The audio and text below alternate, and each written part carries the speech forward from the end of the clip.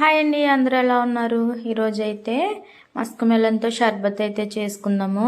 ఎండలు అయితే బాగా ఎక్కువగా ఉన్నాయి కదండి. ఈ విధంగా షర్బత్ అయితే చేసుకున్నారంటే ఒంటికి ఎంతో చలువ చేస్తుంది. చాలా ఈజీగా టేస్టీగా ఉంటుందండి. మీరు కూడా ట్రై చేయండి. ఇప్పుడైతే లేట్ చేయకుండా వీడియో అయితే స్టార్ట్ చేసేసుకుందామండి.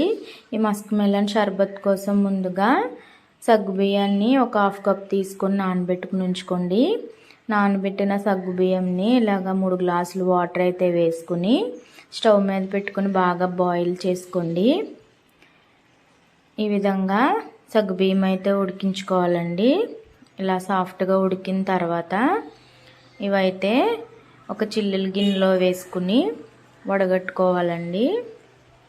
మరలా అందులోనే కోల్డ్ వాటర్ కూడా వేసుకొని ఆ గంజి ఉంటుంది కదా సగ్గుబియ్యంకి, అదంతా బాగా వాష్ చేసుకోవాలండి. ఈ విధంగా అయితే వాష్ చేసుకోండి. వాష్ చేసుకుని గిన్నెలోకి తీసుకొని పక్కనైతే ఉంచుకోండి. ఇప్పుడైతే ఒక మీడియం సైజ్ మస్క్ మెలన్ అయితే తీసుకోండి. దాన్ని ఇలా కట్ చేసుకొని ఈ విధంగా లోపల సీడ్స్ అయితే సపరేట్ చేసేసుకోండి.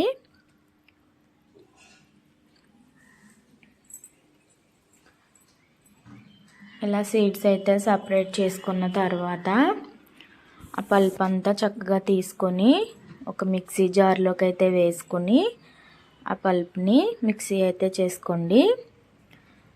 మెత్తగా ప్యూరీ లాగా చేసుకొని పక్కన ఉంచుకోవాలండి. ఈ విధంగా ప్యూరీలా చేసుకొని పక్కన పెట్టుకోండి.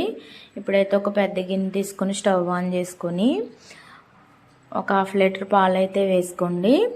ఒక మీడియం సైజు మస్క్ మెలోన్కి అయితే ఒక 1/2 లీటర్ పాలు అయితే సరిపోతాయండి. దాంట్లోనే ఒక 3 పెద్ద స్పూన్ల షుగర్ అయితే వేసుకోండి. షుగర్ బాగా కరిగిన తర్వాత ఒక 2 స్పూన్ల కస్టర్డ్ పొడి అయితే వాటర్లో కలుపుకొని ఆ పాలల్లో వేసుకుని ఈ విధంగా బాగా ఉడికించాలండి. ఆ కస్టర్డ్ అంతా ఉడికిన తర్వాత